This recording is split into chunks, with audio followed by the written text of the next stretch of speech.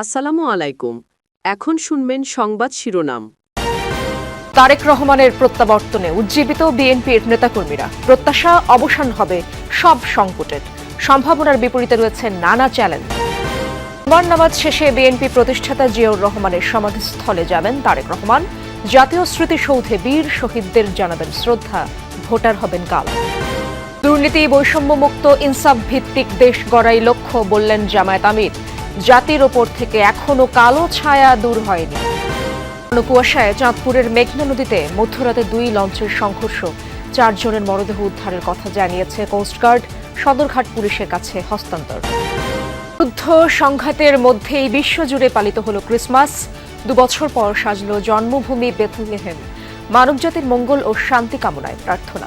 এতক্ষণ শুনছিলেন সংবাদ শিরোনাম, এবার বিস্তারিত। বিএনপির সাংগঠনিক কাঠামো, নীতি নির্ধারণী কৌশল এবং জাতীয় নির্বাচনের দিক নির্দেশনা সবকিছুই নির্ভর করছে তারেক রহমানের ওপর। বলা যায় কঠিন ভার এখন তার কাঁধে।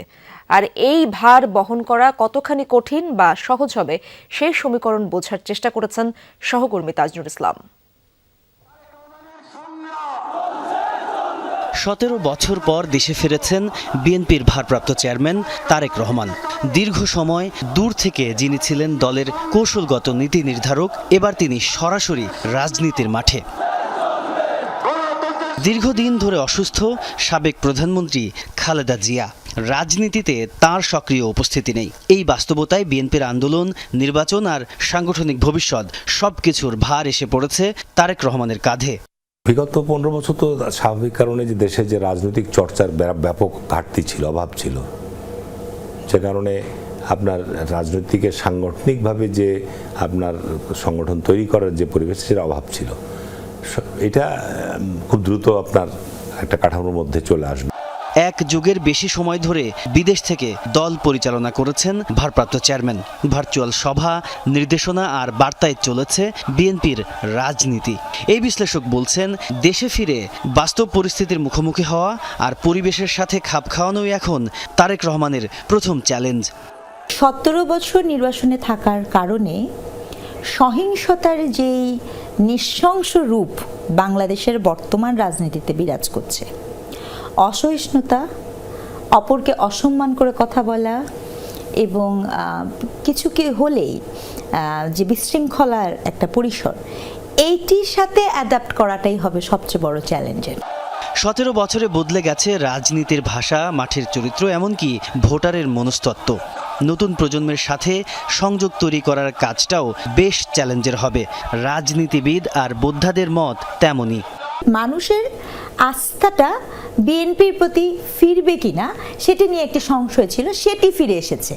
কিন্তু গেম চেঞ্জার এত সহজে আমি আসলে বলতে আগ্রহী না, কারণ যত কিছু সহজে দেখা যায় তত সহজে আসলে মনে হয় রাস্তাটা এরকম না। যেই তরুণদের বয়স অন্তত 18 বছর থেকে 20-25 বছরের মধ্যে, তারা কিন্তু জনাব তারেক রহমানকে আগে সেভাবে দেখেনি। সুতরাং ব্যক্তি তারেক রহমানকে গত 1-1.5 বছরে তরুণরা ভালোভাবে বুঝতে শিখছে। তরুণরা জনাব তারেক রহমানকে একটি ক্যারেক্টার হিসেবে দেখতে চায়, যেটি আগামীর একটি ইতিবাচক রাজনীতির এক ধরনের ক্যারেক্টার হিসেবে তরুণরা দেখবে বলে আমি মনে করি। স্বদেশে ফেরা তারেক রহমানকে একদিকে দল পুনর্গঠন, অন্যদিকে আন্দোলনের রোডম্যাপ, দুটোই সামলাতে হবে একসঙ্গে। সব শেষে প্রশ্ন ভোটের সমীকরণে। তারেক রহমানের সরাসরি নেতৃত্ব কি বিএনপিকে ভোটের মাঠে নতুন শক্তি যোগাবে? গণতন্ত্র বিরোধী শক্তিদের যে তৎপরতা, সেই তৎপরতার বিরুদ্ধেও একটা গুরুত্বপূর্ণ মেসেজ তার এই প্রত্যাবর্তন এবং মানে লক্ষ লক্ষ মানুষের স্বতঃস্ফূর্ত অংশগ্রহণ। দলের যেখানেই যতটুকু লিকেজ ছিল বা দুর্বলতা ছিল, সেই জায়গাগুলো তো এই প্রত্যাবর্তনের মধ্য দিয়ে চাঙা হবে। ভোটের মাঠে তারেক রহমানের প্রত্যাবর্তন একটা ম্যাজিকের মতো কাজ করবে বলে আমরা মনে করি। তারেক রহমান খুব স্পষ্টভাবে বলেছে যে আমরা আগামী দিনে যারা সরকার গঠন করবে তারা সবার আমরা সহযোগিতা চাই। এটা সকলের সহযোগিতা ছাড়া কিন্তু আপনি এই কাঙ্ক্ষিত জায়গায় আই হ্যাভ এ প্ল্যান, এই পরিকল্পনা বাস্তবায়ন করা কিন্তু এটা দুঃসাধ্য হবে। রাজস্বিক এই প্রত্যাবর্তনে বিএনপির রাজনীতিতে নতুন সম্ভাবনার কথা যেমন শোনা যাচ্ছে, তেমনি সামনে রয়েছে কঠিন বাস্তবতা আর একাধিক পরীক্ষা। এই পরীক্ষায় তারেক রহমান কতটা সফল হবেন সেটি ঠিক করে দেবে বিএনপির আগামী দিনের রাজনীতির পথ চলা। ভোটার হতে যেসব বাধ্যবাধকতা রয়েছে সেগুলো লঙ্ঘন না হলে তারেক রহমানের ভোটার হতে কোনো বাধা নেই। আইন অনুযায়ী তফসিল ঘোষণার পরও যে কোনো নাগরিককে ভোটার করতে পারে নির্বাচন কমিশন। আর প্রার্থী হতে চাইলে 29 ডিসেম্বরের মধ্যে ভোটার হতে হবে। একই সাথে জমা দিতে হবে মনোনয়নপত্র। নির্বাচন কমিশনের সশরীরে উপস্থিতির ক্ষেত্রে তারেক রহমানের নিরাপত্তাকে গুরুত্ব দিচ্ছে ইসি। 2008 সালের সেপ্টেম্বরে দেশ ত্যাগে বাধ্য হয়েছিলেন তারেক রহমান। এর পূর্বে তিনি ভোটার ছিলেন, তাহলে বাদ গেলেন কিভাবে? 2008 সালে হুদা কমিশন ছবি ও ফিঙ্গারপ্রিন্ট সহ ভোটার তালিকা প্রণয়ন করে। দেশের বাইরে অবস্থানের কারণে তখন ভোটার হতে পারেননি তারেক রহমান। এখন প্রশ্ন উঠেছে কোন প্রক্রিয়ায় ভোটার বা প্রার্থী হতে পারবেন তিনি। ইতোমধ্যে চূড়ান্ত হয়েছে ভোটার তালিকাও। স্বাভাবিক নিয়ম বা প্রচলিত বিধি অনুযায়ী এখন কেউ ভোটার হতে পারবেন না, কিন্তু ভোটার তালিকা আইন এবং ভোটার তালিকা বিধিমালা অনুযায়ী নির্বাচন কমিশনের সেই ক্ষমতা আছে ভোটের আগের দিনেও কেউ যদি আবেদন করেন কমিশন সভার সিদ্ধান্ত অনুযায়ী তাকে ভোটার করতে পারেন। সেক্ষেত্রে সেই ব্যক্তি প্রার্থী হতে পারবেন না, কারণ মনোনয়ন ফর্ম তুলতে গেলে একটি ভোটার নম্বরের প্রয়োজন হয়। তারেক রহমান যদি মনোনয়নপত্র দাখিলের আগে ভোটার হন এবং মনোনয়নপত্র জমা দেন সেক্ষেত্রে প্রার্থী হতে তার কোনো বাধা নেই। যে মুহূর্তে উনি জমা দেবেন সেই মুহূর্তে ওনার সব যোগ্যতাগুলো থাকতে হবে। যখন আমাদের হার্ড কপি ছিল, মানে যখন আমাদের ডিজিটালাইজেশন হয়নি, ডিস্ট্রিক্ট ইলেকশন অফিসার বা যে সে তখন ওর পাশে স্বাক্ষর করে দিত ওই তালিকার মধ্যে ঢুকাই। এর আগে এইভাবে করা হতো, আর এখন তো ঢুকানো তো কোনো ব্যাপার না, সেটা তো অটোমেশন পদ্ধতি। অনেকের মনে প্রশ্ন, নির্বাচনের দিন যাদের বয়স 18 হবে তারা কি ভোটার হতে পারবেন? সাধারণের জন্য সেই সুযোগ আছে কিনা? ভোটার তালিকায় অন্তর্ভুক্ত হওয়ার জন্য ইসি নির্ধারিত 31 অক্টোবরের পরে সেই সুযোগ নেই।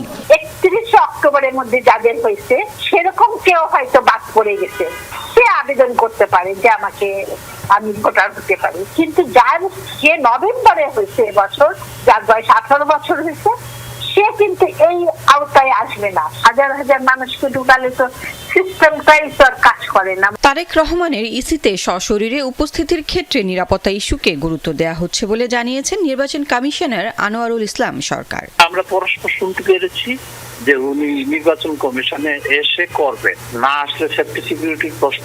ধরেন আমাদের এটা তো আবার কেপিআই, আমাদের অফিসটারও সেফটি সিকিউরিটির বিষয় থাকে অনেক সময়, আর ওনারটা তো আপনারা ভালোই বুঝেন।